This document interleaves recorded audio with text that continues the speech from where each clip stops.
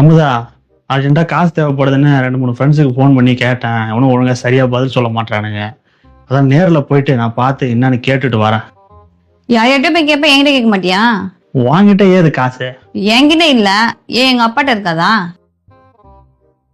ஏன் உன் மூஞ்சி அப்படி போகுது? எங்க அப்பாவோட பேக்ரவுண்ட் பத்தி தெரியாம பேசிட்டு இருக்க. நீ இப்ப 10 லட்சம் வேணும்னா கூட 1 ஹவர்ல ரெடி பண்ணி கொடுத்துருவாரு. நீ கேட்கறது என்னமோ 20,000 தானே, அதெல்லாம் 10 நிமிஷத்துல அக்கௌண்ட்டுக்கு வந்துடும். சரி ஃபோன் பண்ணி கேளு. வெயிட் பண்ணு. உங்களிடம் போதிய பேலன்ஸ் தொகை இல்லாததால் அவுட் கோயிங் கால்கள் நிறுத்தப்பட்டுள்ளது. சரி, பேலன்ஸ் இல்லைன்னா பரவாயில்ல, என் ஃபோன்ல இருந்து பண்ணு. உன் போன்ல தான் பண்ணா அவர் எடுக்க மாட்டாரு. நான் பண்ணா உடனே என்னாச்சு ஏதாச்சும் பதறிங்க எடுப்பாரு. நீ என் நம்பருக்கு ரீசார்ஜ் பண்ணி விடு. பண்ணி நான் உடனே காசு வாங்கி தரேன். 200 ரூபாய்க்கு ரீசார்ஜ் பண்ணிக்கிறேன், ஃபோன் பண்ணு. ரீசார்ஜ் செய்யாததால் நீங்கள் அழைக்கும் எண்ணுக்கான இன்கமிங் கால் சேவை தற்காலிகமாக நிறுத்தப்பட்டுள்ளது.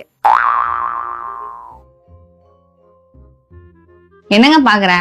அவருக்கு பிஸி ஷெட்யூல்ல ரீசார்ஜ் பண்ண மறந்துட்டு பாரு.